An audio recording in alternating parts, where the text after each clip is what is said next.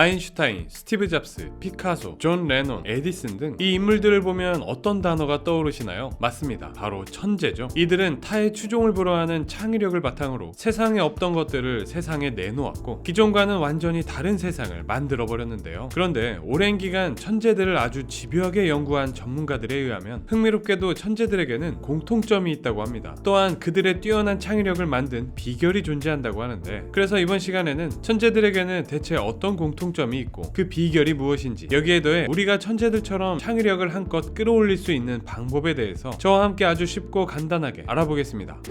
과거부터 천재들에 대한 관심과 연구는 계속되어 왔습니다. 심지어 천재들에 대한 관심과 연구가 광적으로 번진 사례도 있었는데요. 천재의 상징이기도 한 아인슈타인과 관련된 사례가 가장 대표적입니다. 사람들은 아인슈타인이 살아있었을 때부터 그의 머릿속엔 대체 뭐가 들었을까? 그의 뇌는 다르게 생겼을까? 무척 궁금해했죠. 하지만 살아있는 사람의 머리를 열 수도 없는 노릇이고 궁금증을 해결할 방법이 전혀 없었습니다. 그 이후 아인슈타인이 죽게 되면서 이러한 궁금증도 일단락되는 듯 보였는데요. 하지만 문제는 아인슈타인의 사후였습니다. 그의 부검을 담당한 병리학자 토마스 하비가 아인슈타인의 뇌를 훔치는 일이 발생한 거예요. 그러나 이러한 일을 벌인 동기가 이걸로 돈을 벌거나 하는 목적이 전혀 아니었습니다. 그저 아인슈타인에 대한 동경과 탐구심이었다고 해요. 물론 이는 명백한 범죄죠. 이후 그는 의사 면허까지 박탈당하는데요. 대체 천재의 머릿속이 얼마나 궁금하면 그런 일을 벌일 수 있나 싶죠. 그만큼 천재에 대한 세상의 관심은 엄청납니다. 그리고 이 천재라는 단어와 때려야 뗄 수 없는 한 가지 능력이 있죠. 바로 창의력입니다. 기존의 것을 독창적으로 재구성하거나 문제를 해결할 때 참신하고 효과적인 방법을 제안할 수 있는 능력을 창의력이라고 하는데, 대부분의 천재는 정말 비상할 정도로 창의력이 높았다고 합니다. 이에 우리는 천재를 창의력과 연결짓곤 하는데요. 그렇다면 이 천재들의 창의력에는 대체 어떤 공통점들이 있을까요? 먼저 살펴볼 건 상상놀이입니다. 우리 어렸을 때 보면 창의력을 얘기할 때 항상 빠지지 않는 것이 이 상상력이었습니다. 그도 그럴만한 게 상상놀이를 통해서 아이들은 문제를 해결하고 새로운 아이디어를 탐구하는 능력이 발달한다고 해요. 즉 이는 단순한 놀이를 넘어 삶의 창의적 기초를 다진 과정인 셈인데요. 그리고 여기 이 상상력이 빛을 발한 대표적인 인물이 있어요. 여러분, 닌텐도라는 게임기 회사 모르시는 분 없으시죠? 아직도 전 세계에서 많은 사랑을 받고 있습니다. 이 닌텐도에서 가장 유명한 게임 디자이너가 한 명 있었으니 바로 미야모토 시게루. 그는 그 유명한 슈퍼마리오 브라더스, 젤다의 전설을 디자인하고 만들어낸 인물입니다. 심지어 닌텐도 위 콘솔까지 개발하는 등 지금의 닌텐도를 만든 장본인이라고 볼 수 있죠. 일본에서는 그를 게임의 신이라고 부를 정도입니다. 그런 그가 지금의 자신을 만든 가장 중요한 요인으로 풍부하게 상상력을 발휘했던 어린 시절을 꼽는다고 해요. 일본 시골 마을에서 어린 시절을 보낸 그는 상상 속에서 환상적인 세계를 만드는 걸 무척 즐겼다고 합니다. 나무 조각과 끈을 이용해 장난감을 만들어 놀고 직접 만든 인형으로 인형극을 하고 놀았습니다. 심지어 8살 무렵에는 우연히 비밀 동굴을 하나 발견했는데 그는 그 동굴에서 상상의 나래를 펼치며 너무 행복한 시간을 보내기도 했죠. 그렇게 자연 속, 상상 속에서 보낸 경험이 훗날 그의 가장 영향력 있는 작품들을 개발하는데 영감을 주었다고 합니다. 말 그대로 상상 세계 속에서 유년 시절을 보낸 소년이 훗날 자라서 그 상상을 세계 사람들과 나누게 된 것이죠. 이후 그는 게임을 만들 때마다 항상 자신이 어린 시절 경험했던 경이감을 다시 불러일으키고자 노력했다고 하니 그의 창작물에 상상력이 얼마나 큰 영향력을 발휘했는지 잘 알 수가 있는데요. 임상 아동 심리학자 샌드라 러스는 이렇게 얘기했다고 해요. 어린 시절의 가상놀이는 창의성에 중요한 인지적, 정서적 과정의 많은 부분이 이루어지는 영역이다 라고요. 이 외에도 톰 소여의 모험의 작가이자 미국 문학의 아버지라고 불리는 마크 트웨인 또한 어린 시절을 상상으로 보냈다고 알려져 있어 천재와 상상의 상관관계는 이미 입증되었다고 볼 수 있습니다. 그런데 이렇게 너무나도 잘 알려진 상상 말고도 천재들은 정말 의외의 특징을 공유하고 있던 것이 밝혀졌습니다. 바로 고독인데요. 우리가 흔히 아는 고독은 너무도 외롭고 쓸쓸하기 짝이 없는 모습인데 이게 대체 천재, 상상력과 무슨 관련이 있는 거지 싶으실 수 있습니다. 전문가들은 고독은 창의적인 사고와 내적 집중을 가능하게 한다고 입을 모으고 있어요. 고독과 성찰의 시간이 창의적인 마음의 진정한 자양분이 된다는 사실이 이미 학문적으로 확인되었다고 하는데요. 그리고 이러한 고독이 천재성으로 이어진다는 것을 입증한 가장 대표적인 대표적인 인물이 한 명 있습니다. 바로 영화 역사상 가장 위대한 감독 중 한 명으로 평가받고 있고 거장 중에 거장이라고 일컬어지는 잉마르 베리만. 그는 제7의 봉인, 페르소나 등 역사에 남을 만한 작품들을 세상에 내놓은 전설적인 영화 감독입니다. 그는 인생 후반 몇십 년 동안을 스웨덴 북부 지역의 외딴 섬 파레의 오두막집에서 거주했다고 합니다. 그곳에서 오직 평화와 고요함을 추구했다고 하는데요. 생각만 해도 너무 심심하고 쓸쓸할 것 같다는 생각이 드는데, 그는 그곳에서 정말 단순한 삶을 살며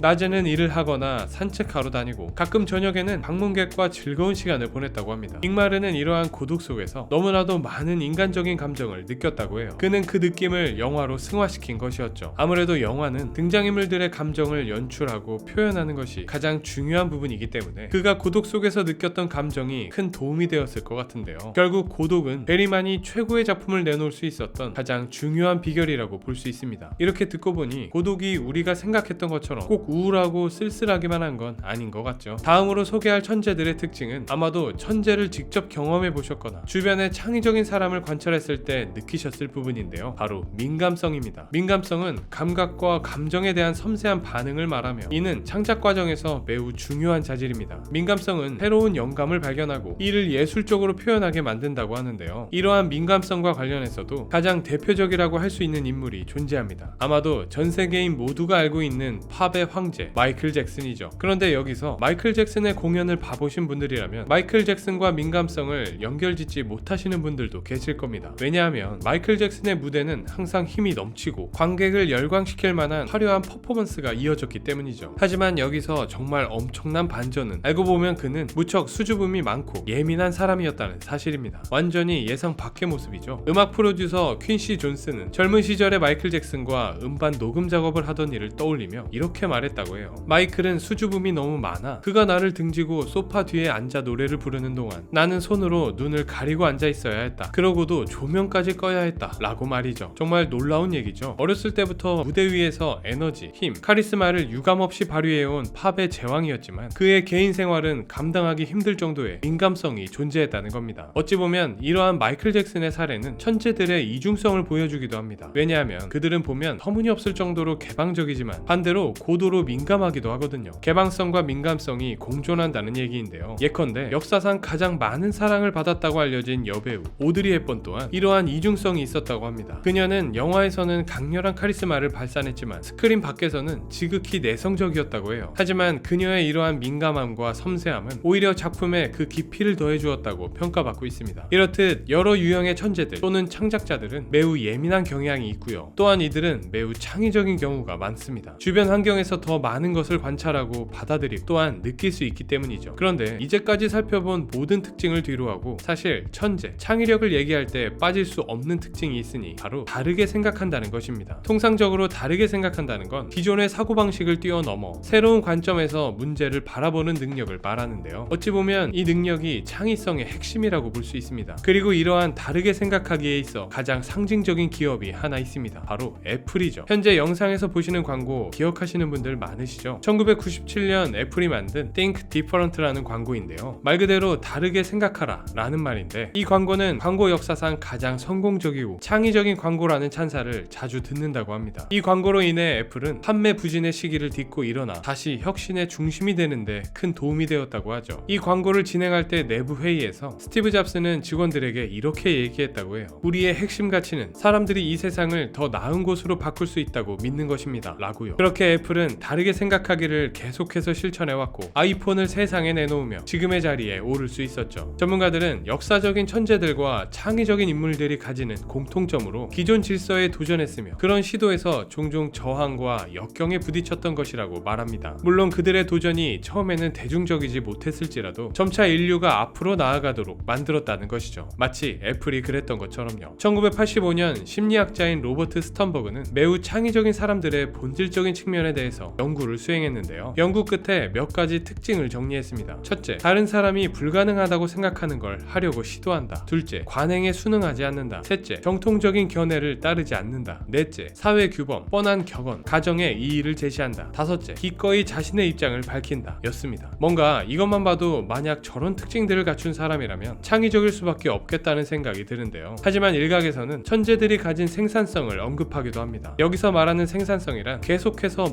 만들어내는 것을 의미하는데요. 알고 보면 천재들은 위대한 발명품을 단 한 번의 시도로 발명해냈던 것이 아닙니다. 사실 그들은 알고 보면 실패의 연속이었죠. 위대한 발명가인 토머스 에디슨의 경우 그가 출원한 아이디어 중 무려 3분의 1을 거절당했고요. 그가 실제로 승인받은 1093건의 특허 중 대부분은 어떤 성과로도 이어지지 못했다고 합니다. 그가 성취한 것 중 정말 탁월한 업적은 손에 꼽는다고 해요. 이런 걸 보면 하나의 성공을 위해서는 정말 엄청난 시도와 실패가 공존해야 한다는 걸 알 수 있죠. 아무리 천재라도 말입니다. 어찌 보면 저러한 수많은 시도와 실패가 천재를 만드는 것일 수도 있겠네요.